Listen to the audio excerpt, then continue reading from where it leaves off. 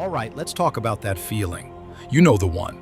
It's that gnawing, gut-wrenching paralysis, that heavy, suffocating blanket of doubt that just pins you down, right? You're stuck. Maybe you're reeling from some colossal screw-up, a public failure, or maybe it's just this insidious, quiet voice inside that keeps whispering, "You're not good enough. You'll never make it. What's the point, really?" I've felt it, trust me. That bitter, acrid taste of ash in your mouth, long after the fire's supposedly out. And what does conventional wisdom tell you to do? Oh, the usual soft, soggy garbage. Be positive. Just let it go. Move on. They want you to sweep those ashes under the rug, to pretend the fire never happened, to just heal. Like it's a neat little cut you can bandage. But here's the brutal, beautiful truth. And if you listen to nothing else, listen to this. You can't rise from the ashes if you refuse to acknowledge the fire. And sometimes, you have to start the fire yourself. This isn't about ignoring your pain. It's about looking straight into the roaring, terrifying heart of it and saying, "Good, let it burn." Because what conventional wisdom misses, what it's absolutely terrified of, is the transformative power of destruction. The absolute, undeniable, visceral necessity of things falling apart. This channel, this philosophy of fire, exists precisely because we know the truth. You're not meant to recover from the fire. You're meant to become the fire, to rise, reborn, like a goddamn phoenix. Part 1, Ash and Ember, Why We Get Stuck in Doubt. Think about the moments that truly break you. Losing that job, the relationship that imploded, the business idea that crashed and burned, taking your savings with it. It's not just the external loss, is it? No, it's the internal narrative that gets torched. Your self-worth, your sense of competence, your very identity, they're all reduced to smoldering embers. And what happens then? Doubt. It creeps in, insidious, suffocating. It convinces you that the fire was a punishment, a sign you were never meant to fly. It tells you to be careful, to be small, to avoid anything that could spark another blaze. It's the voice of safety, the siren call of stagnation. Conventional wisdom, bless its bland little heart, reinforces this. Avoid stress, seek comfort, minimize risk. It tells you to build walls, to never leave the nest. It says, don't try anything so bold that it might fail spectacularly. But by avoiding the fire, you avoid the forge. You avoid the only true path to becoming something new, something stronger. You remain, forever, a charred, timid cinder, not the glorious creature that erupts from the flames. The very thing that promises you safety is actually killing your potential, slowly, agonizingly. Part 2, The Inferno, Embracing Destruction as Creation. This is where the Phoenix mindset begins. This is where we defy every gentle, conventional platitude.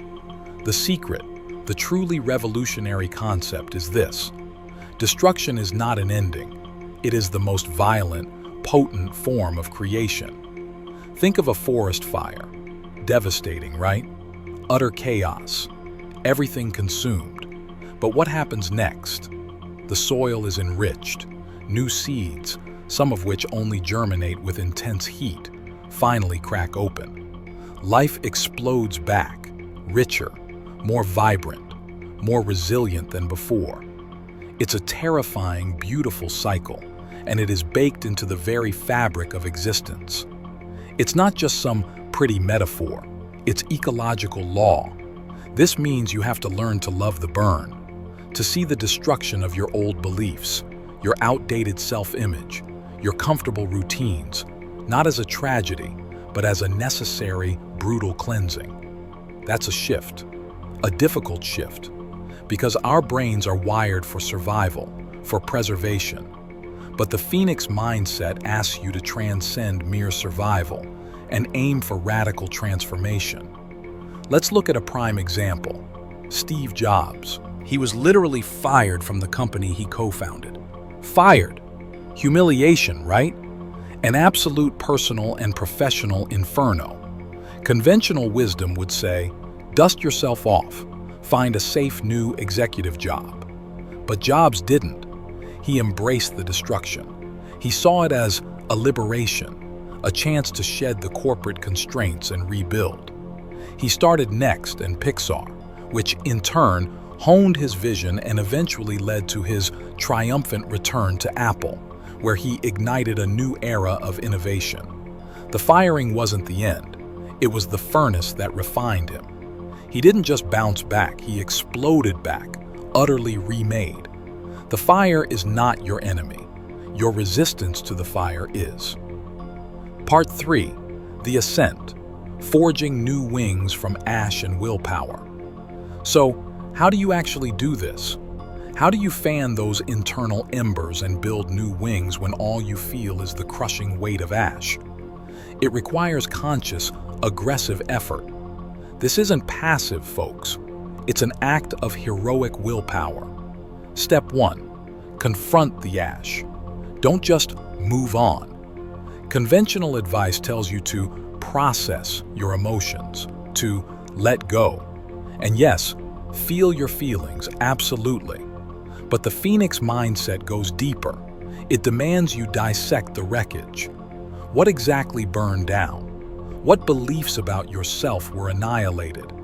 What false certainties crumbled? You need to understand the nature of the destruction, because within that precise understanding lies the blueprint for what needs to be rebuilt, and how it needs to be rebuilt. Stronger. If you were arrogant, the fire taught you humility.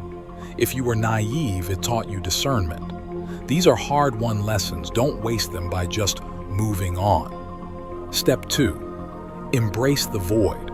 Create your own sun. This ties into what we discussed about Nietzsche. If the old meaning burned away, the meaning given by your job, your relationship, your external validation, then you're left with a void, a terrifying, beautiful, empty space. Conventional thinking tells you to fill that void with distractions, with comfort, with whatever fleeting pleasure you can grab. But the Phoenix mindset tells you, this void is your canvas. Now, paint your own damn sun. You must become the source of your own light, your purpose, your values, your next grand ambition. They don't exist out there, waiting to be discovered. They must be created from the raw material of your will and the lessons of the ashes. It's an act of pure, audacious self-creation. Think of an artist staring at a blank canvas after a previous masterpiece was destroyed. Does she cry forever? No. She finds new colors, new forms, new stories to tell. That's you. That's your Phoenix moment. Step 3. The ritual of rebirth. Voluntary hardship. How do you know those new wings are strong enough? You test them, relentlessly. Conventional wisdom says, ease back in. Don't push yourself too hard. The Phoenix mindset says, seek the friction. Find the fire again, voluntarily. This is where you proactively introduce hardship into your life. The cold showers, the brutal workouts, learning a difficult skill from scratch, taking on a project you're wildly unqualified for. These aren't about self-punishment. They're about forging resilience. Each voluntary discomfort, each self-imposed challenge is a tiny rebirth.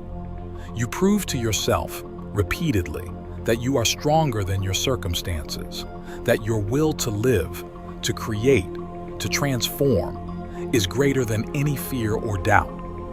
Each successful conquest builds the muscle of your personal power, shaping those new wings from theoretical potential into undeniable reality. It's like a warrior preparing for battle, not by avoiding the sparring pit, but by seeking it out, day after day. Part 4. The Ascent. Soar above the doubt.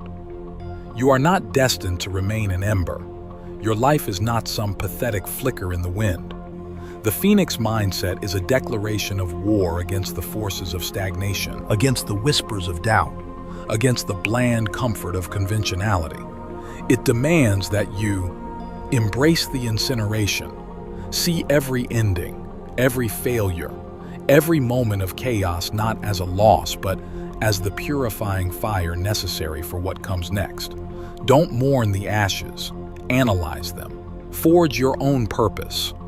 Understand that meaning isn't handed down, it's built from the ground up, fueled by your unique will and vision, stamped onto an indifferent world. You are the architect of your own cosmos. Seek the crucible. Proactively choose challenges, embrace discomfort, prove to yourself and the world that your capacity for growth is limitless. Build those wings through deliberate, conscious effort. Live the eternal cycle. Realize that every time you fall, every time you burn, it's merely a prelude to a more magnificent ascent. This isn't a one-time thing. It's a perpetual state of becoming. Stop waiting for someone to give you permission to be powerful. Stop letting doubt chain you to the ground. Your inner fire is waiting. Your rebirth is inevitable, but only if you choose to fan the flames. Burn, transform, rise. Your sky awaits.